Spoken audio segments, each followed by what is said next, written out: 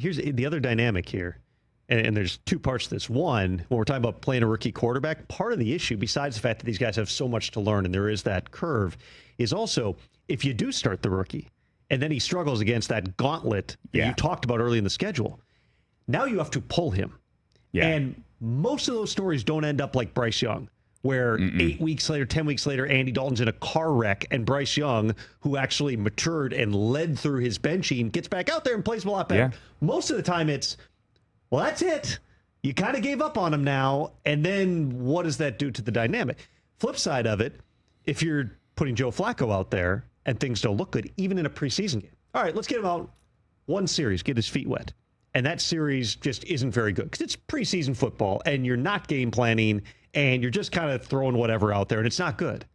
And then Shedeur comes in and lights it up against the 2s and the 3s. It's just going to make this entire megaphone louder that we're talking about, keeping Flacco away until you get to the real games. There is a strategy that's potentially involved in that, too. Yeah, there is. And the hype train has left the station. I kind of feel... 100%.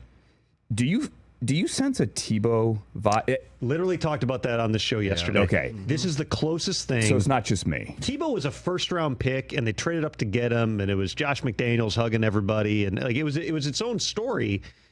But there was that effect where I don't remember seeing another preseason game. You were on the broadcast. I was watching it, and every time Shedeur completed a pass, they would cut away in Charlotte to fans wearing Shedeur's jersey and celebrating. Tom, we're on the bus. I don't remember that for anyone besides Tebow. Sorry, I cut you off. We're on the bus going to the game, and I pull up my ticketing app, right?